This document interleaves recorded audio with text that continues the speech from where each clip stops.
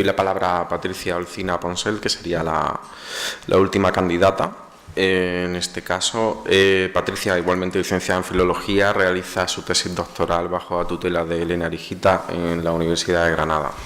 Bien, buenas tardes. Yo me voy a lanzar a la piscina sin presentación PowerPoint, con toda la intención. En fin, buenas tardes a todos los asistentes y sobre todo a la Junta Directiva de la Sociedad Española de Estudios Árabes y al jurado de este premio Jóvenes Investigadores patrocinado por Casa Árabe, que me ha permitido estar aquí hoy. Bien, el trabajo que expondré a continuación se sitúa en el ámbito de los estudios contemporáneos acerca del Islam en Occidente. Voy a tratar concretamente el caso de la Orden Sufí de Arkawiya en Granada, una comunidad transnacional que se popularizó con el nombre de Movimiento Murabitún. Esta comunicación se corresponde con la investigación que he realizado en la ciudad de Granada durante los 2 últimos años como parte fundamental de mi tesis doctoral acerca de la transmisión de conocimiento precisamente en el seno del Movimiento Murabitún. Se trata de un trabajo de campo que ahora se traslada a la ciudad de Fez con el fin de analizar la dinámica transnacional de transmisión de conocimiento y, en especial, de observar la relación de las mujeres con dicha dinámica. Se trata de una estancia de investigación enmarcada en el programa financiado con fondos europeos Erasmus Mundus al Idrisi, que me permitirá, además, ampliar el concepto de translocalismo y desarrollarlo en el campo de estudio del sufismo en contextos occidentales.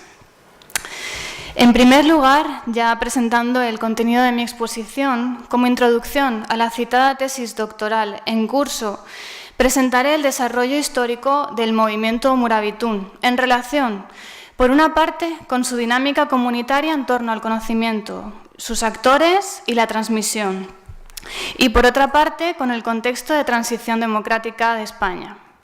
Me gustaría aclarar a partir de este momento que me voy a referir a la enseñanza mística aglutinadora, transmitida únicamente en el seno de una comunidad sufí, con el término de conocimiento. Finalmente, concluiré mi presentación señalando brevemente algunos de los retos y objetivos que esta comunidad afronta en la actualidad y que, a su vez, plantean un nuevo escenario u horizonte de desarrollo del movimiento Murabitún hacia el futuro.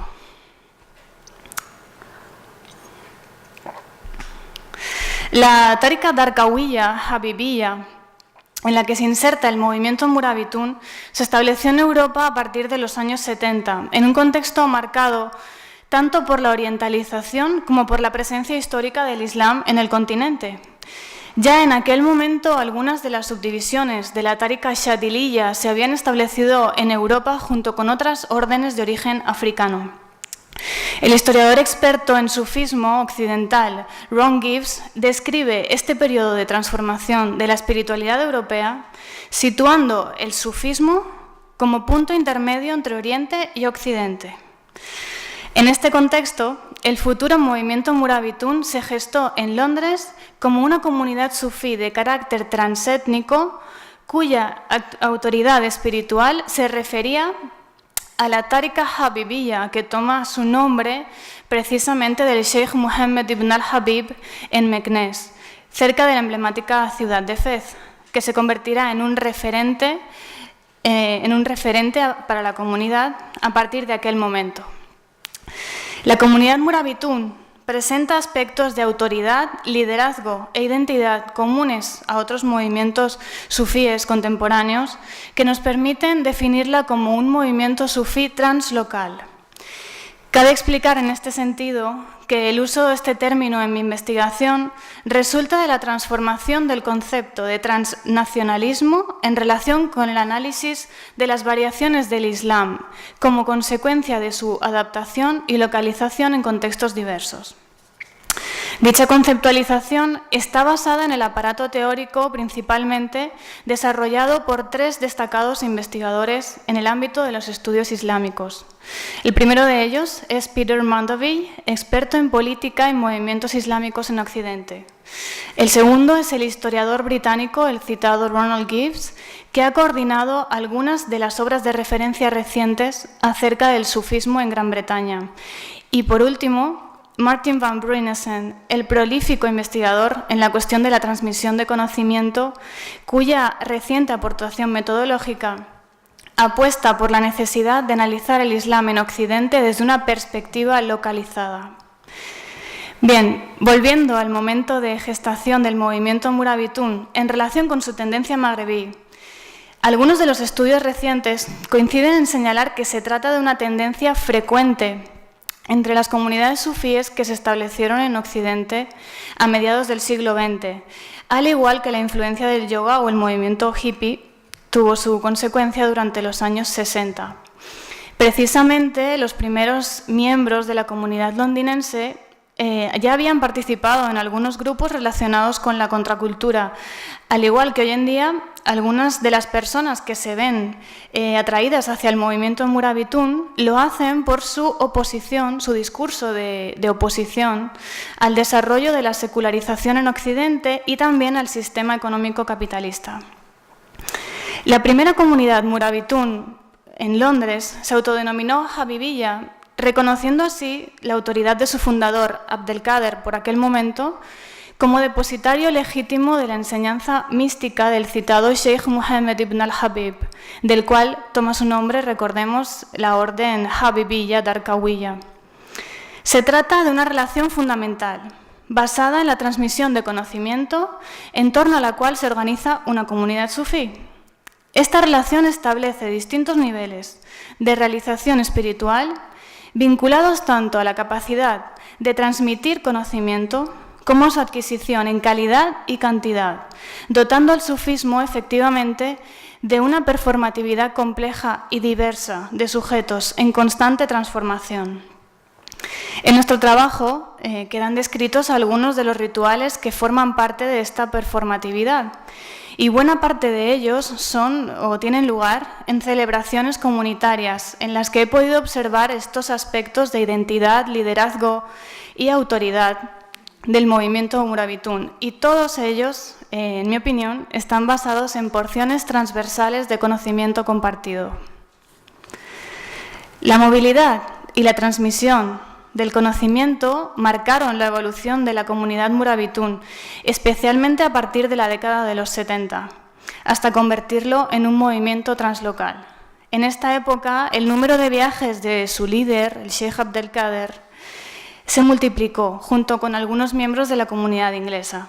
Fruto de esta intensa actividad de da'wah o difusión del Islam, son las comunidades de Estados Unidos, España, Mauritania, Sudáfrica, Alemania, Francia, Indonesia, Malasia, Rusia, Australia, Dinamarca, Nueva Zelanda, México y Suecia, para que se hagan una idea de la gran difusión que tuvo el movimiento en este momento. De forma progresiva se creó una red internacional de transmisión de conocimiento, es decir, una comunidad sufí translocal, basada en la relación personal de sus miembros y en una identidad religiosa común, fundamentada en la sumisión voluntaria a la autoridad del ahora sí Sheikh Abdelkader, que fue delegando en la figura del emir cierto grado de autoridad a nivel nacional en cada uno de los países en los que se iba implantando o se iba estableciendo la comunidad. En este sentido, cabe destacar la importancia del desarrollo y del seguimiento del fiqh maliki como fuerza aglutinadora del movimiento en torno a la transmisión de conocimiento. Se establecieron, pues, numerosas instituciones dedicadas a la transmisión del conocimiento en torno al fiqh maliki, como The Darqawi Institute en 1976, con el fin de reunir el conocimiento de la comunidad, homogeneizarlo y transmitirlo a un mayor número de personas a través de la producción textual. Esta producción incluía también la traducción de obras clásicas del sufismo. Y dentro de este contexto, marcado por la difusión y la expansión de la comunidad habibiyya en Europa, América y África, se fundó pues la primera comunidad Murabitun en España en el año 1978, precisamente en la ciudad que hoy acoge este premio de la Sociedad Española de Estudios Árabes.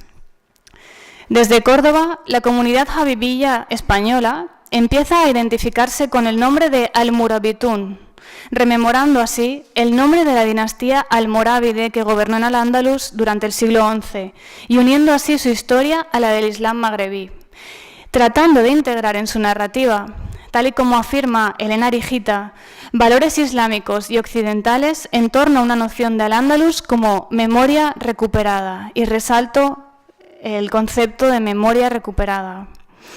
Actualmente, cada vez menos miembros de la comunidad habibiyya se autodenominan murabitún, y esto es un hecho. Sin embargo, la narrativa de rememoración del Islam en España no solo sigue vigente, sino que se sigue reproduciendo en la actualidad, apoyándose con frecuencia en fuentes científicas y académicas, con el fin, por supuesto, de que su discurso sea conocido y reconocido por un público amplio. Un hecho que se debe, en parte, a la formación universitaria de algunos de sus miembros, pero también a la búsqueda de legitimidad en el ámbito académico de este discurso. En este sentido, el movimiento Murabitún ha ido sumando progresivamente a la producción textual un buen número de recursos audiovisuales y virtuales, precisamente con el fin de aumentar la difusión de su proyecto sociopolítico a nivel mundial. Un hecho que se suma al uso de la lengua inglesa, del inglés, como lengua de comunicación a nivel transnacional para esta comunidad. En consecuencia, en los últimos años, el uso de herramientas propias del proceso actual de globalización informática ha conseguido aumentar el alcance de ciertas manifestaciones rituales y también políticas que nos permiten observar la actividad del movimiento Murabitún a nivel mundial. Sin embargo, volviendo al tema del uso de la lengua a nivel transnacional, también a nivel local se han desarrollado instituciones cuya lengua vehicular es siempre la más usada a ese nivel. De forma que, por ejemplo, en la comunidad española o en la comunidad de México, el español es la lengua usada en la mayor parte de sus recursos, mientras que el sueco es la lengua en la que podemos encontrar efectivamente la página web de la comunidad Murabitún de Malmö. Pues bien, la comunidad Murabitún se estableció en Granada en los años 80, en un contexto marcado por 4 factores fundamentales. El primero de ellos, el contexto de democratización y secularización que el Estado había iniciado tras el periodo de dictadura franquista que va de 1939 a 1975, como todos sabemos, en el cual se inserta la eclosión asociativa de las décadas posteriores, de la cual ellos mismos formarán parte. En segundo lugar, también se ve afectada por la influencia del Islam magrebí, y en tercer lugar, del bagaje izquierdista, socialista y comunista, principalmente, de algunos de sus miembros. En último lugar, por la relación histórica del Islam y España. La inclusión de esta comunidad en el registro de entidades religiosas bajo el nombre de Comunidad Islámica en España estuvo precedido por la promulgación de 2 leyes fundamentales que impulsaron el proceso de democratización de España. La primera de ellas, la Ley de Asociaciones, promulgada el 25 de diciembre de 1964, y la segunda, la Ley de Libertad de Actos Religiosos, el 28 de junio de 1967. Ambas favorecieron a nivel nacional no solo la creación de asociaciones en distintos ámbitos, sino también el establecimiento de una serie de centros islámicos, por ejemplo, en Granada, Valencia o Salamanca. La estructura y organización de dichos centros, en aquel momento, constituían la red de apoyo de los hermanos musulmanes en España y estaban formados principalmente por estudiantes de origen sirio, jordano y palestino, que se habían establecido en España como consecuencia de un programa de intercambio de estudiantes que se llevaba a cabo en nuestro país desde la década de los 60. El Centro Islámico de Granada, al que también acudió un buen número de nuevos musulmanes, llevó a cabo una gran labor de difusión del conocimiento islámico, en parte gracias a la traducción de diversas obras básicas acerca de la creencia y las prácticas normativas habituales en el Islam, del árabe al español, cuyos principales receptores fueron también los musulmanes españoles conversos. El papel de ambos actores, estudiantes y musulmanes conversos, en cuanto a la consolidación y la difusión del Islam en España como tradición religiosa es clave en este contexto, tal y como afirman Sol Tarrés y Javier Rosón, aquí presente, en el último número de la revista Aurac, ya que jugaron un papel fundamental en el proceso de la institucionalización del Islam en España. Es precisamente en este momento de efervescencia política y negociación del liderazgo del Islam en relación con el proceso de regeneración democrática del Estado español, cuando tuvo lugar la ruptura interna más importante en la historia del movimiento Mourabitoun. Se trata de comunidades en los márgenes que continuaron su discurso identitario, desmarcándose, sin embargo, del aspecto dogmático que atribuían a la dirección del Sheikh Abdelkader. Junto con la diversificación de comunidades en los márgenes, como hemos dicho, del movimiento Mourabitoun, han surgido proyectos de construcción de mezquitas paralelos al propio proyecto de construcción de la Mezquita Mayor de Granada. Dicho proyecto, como la mayoría de ustedes saben, estuvo rodeado de tensiones en el ámbito sociopolítico durante los años posteriores a su planificación sobre el terreno, y especialmente durante la década de los 90. Una contestación que, reproducida por varios medios de comunicación, ha provocado no solo la difusión del proyecto a nivel internacional, sino también su inclusión en el imaginario colectivo local de Granada en torno al Islam, convirtiendo la edificación en una atracción turística más de la ciudad, de cara al turismo, a los visitantes. Esta situación la han aprovechado algunos miembros de la comunidad Mourabitoun recientemente para fundar sus propias empresas en torno al incipiente concepto de turismo halal, ofreciendo tours a los visitantes musulmanes en los que trasluce la idea de rememoración de Al-Ándalus. Y es que en la construcción de la imagen de la comunidad Mourabitoun en Granada confluyen diversos aspectos del debate acerca del Islam en España, tratados en esta comunicación, como la organización de las comunidades a nivel local e internacional, un proceso estrechamente ligado a la transformación del sufismo contemporáneo y a la globalización. En segundo lugar, la cuestión del liderazgo y el papel del Islam, en tanto actor político, en el proceso de regeneración democrática y secularización de España tras la dictadura franquista. Y finalmente, el desarrollo asociativo e institucional de las comunidades musulmanas, su visibilidad y los debates en el espacio público en torno a esta cuestión. En este aspecto, la comunidad de Granada se ha adaptado al entorno local desde un punto de vista arquitectónico también, presentándose a sí misma como símbolo contemporáneo de la tradición islámica en España. Bien, finalmente, y para cerrar mi presentación, me gustaría recuperar un concepto que he manejado en mi tesis doctoral acerca de la transmisión de conocimiento para desarrollar la última parte de mi presentación en torno al movimiento Mourabitoun en su fase de desarrollo actual. Según el concepto de globalización, elaborado por Peter Beyer, los musulmanes construyen su visión del Islam a partir de diversas fuentes, es algo que cabe recordar: su familia, las instituciones, los líderes e imames locales, sus búsquedas bibliográficas, sus consultas en Internet, y esto da como resultado un tejido complejo de individuos con una visión propia de sí mismos y del Islam. Dicha descripción se ajusta a la experiencia de las nuevas generaciones de la comunidad Mourabitoun, que, recordemos, ya no se identifican con el nombre Al-Mourabitoun, pero que están imprimiendo un nuevo giro basado en la continuidad del discurso identitario y sociopolítico elaborado por las generaciones de los fundadores, a su vez marcado por las nuevas formas de acceso y difusión del conocimiento. Se trata, pues, de una generación que desde febrero de este mismo año lidera diversos aspectos del proyecto sociopolítico en la comunidad granadina. Así, la dinámica translocal del movimiento Mourabitoun en la actualidad ha quedado enmarcada por una importante transformación interna, dirigida por su líder, el Sheikh Abdelkader, cuya sucesión ha empezado ya a desdibujar un nuevo horizonte en torno a la figura del Sheikh Sidi Murtada al-Boumeshuli.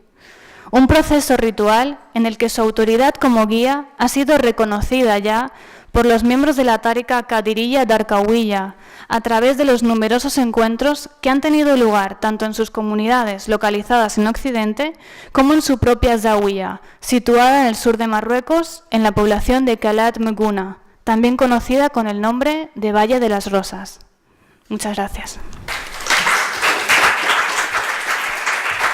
Bueno, yo sí tengo una pregunta que ya la lancé inicialmente, se lo comenté a ellas al estar en la mesa, que es sobre una cuestión que considero importante dentro de lo que son las investigación social, en ciencias sociales que se están llevando a cabo y que han llevado a cabo, que es una cuestión sobre la metodología que han seguido. Está claro que algunas ya lo han comentado en su presentación, pero me gustaría que brevemente hicieran referencia a ese proceso metodológico que han seguido para llevar a cabo estudios de caso o los estudios que han realizado y que acaban de presentar. Bien. Bueno, el aspecto de la metodología en mi caso es un poco complejo, ¿no? Porque, vamos a ver, se podría decir que en mi metodología yo he situado dos ejes. En primer lugar, la bibliografía es muy diversa, porque yo he decidido, a pesar de que tengo una formación en filología árabe, he decidido incluir fuentes de otros ámbitos de estudio y estoy formándome en ello, acudiendo a seminarios de sociología, de antropología, de todo lo que puedo, para empaparme de ello y que realmente se vea que es un estudio multidisciplinar. Intento aprender de todos los profesores de absolutamente todas las materias que puedo abarcar, todo ello dentro de las ciencias sociales. Entonces, como se pueden imaginar, pues es una bibliografía extensísima, dividida en muchísimos temas, como por ejemplo los estudios de género, porque en realidad mi tesis doctoral se centra en el papel de las mujeres como transmisoras de conocimiento, en su performatividad, en su subjetivización. Entonces estoy trabajando estudios de género, pero no dejo de lado la antropología, ni tampoco los estudios sobre el sufismo clásico, por supuesto, para entender las fuentes a las que la comunidad Murabitún se refiere, ver de qué manera las interpretan, y también los estudios sobre el sufismo contemporáneo, sobre musulmanes conversos, musulmanes en Occidente, musulmanes nacidos en Europa. Hay hay diversas perspectivas y todas ellas son interesantes. Precisamente por esta cuestión, ahora he querido trasladarme a Fez para acceder a las fuentes bibliográficas del sufismo clásico, pero ya directamente con las fuentes. Y la segunda parte, o la segunda línea de mi metodología, es sinceramente la más apasionante de la tesis, porque es una bibliografía que se basa en los testimonios orales, en las entrevistas. No son entrevistas cuantitativas, importa más la calidad de la entrevista que la cantidad, ¿no? A pesar de que he tenido que aprender a usar las herramientas de los sociólogos para hacer esas grandes muestras, ¿no? Pero es la parte más apasionante y que te permite conocer mejor, bajo mi punto de vista, el tema de la tesis. Y de eso Javier sabe también bastante. La elección del tema, ¿quién la ha hecho? Es decir, ¿la habéis hecho vosotras o el tema os lo han propuesto? Y en cualquiera de los casos, ¿por qué lo habéis aceptado o lo habéis elegido? Eso para todas. Y para cada una de vosotras, en el caso de Desiree, me gustaría saber si ha mirado, ha analizado el tema de la jocosidad, si hay referencia en el Corán y sobre todo también en el Hadith. En el caso de Elia, yo entiendo que por lo que has dicho, en los blogs permiten comentarios, porque hablabas de un feedback que había, si esos tipos de comentarios que aceptan la autora, bueno, hay algún tipo de moderación por parte de la autora, y también si se permiten comentarios anónimos o solamente con identidad, ¿no? Y en el caso de Patricia, me imagino que el mayor conocimiento análisis que está haciendo es del movimiento Murabitún allí en Granada, y entonces de qué número de personas estamos hablando y de qué nacionalidad, es decir, si solamente son conversos españoles o si hay también de otros muchos de otras nacionalidades que acuden a Granada. Bueno, en cuanto al tema de mi tesis, yo lo elegí, digamos que en términos generales, yo cuando llegué a Granada sabía que quería estudiar Islam en Occidente, no desde Occidente. Eso lo tenía claro. Una vez en Granada empecé a conocer la ciudad, yo no la conocía, empecé a vivir allí y conocí, un día paseé por el Albaicín de visita como cualquier persona y de repente me encuentro con la mezquita cuando buscaba el mirador de San Nicolás. Y digo, ¿pero esto qué es? Y entré y pregunté y a partir de ahí empezó mi tesis doctoral y bueno, yo le propuse a mi directora, Elena Arijita, estudiar el tema de Islam en Occidente y empezamos a hablar sobre Granada, surgió de nuevo la Mezquita Mayor y dijimos, este es el tema, así que bueno, estoy muy contenta con él. Y la segunda pregunta era acerca del trabajo de campo. Bien, en cuanto al trabajo de campo, ha tenido dos fases. Claro, como... sí. El número de personas... ¿Cuántos son en la comunidad? ¿A cuántos son en la comunidad de Granada?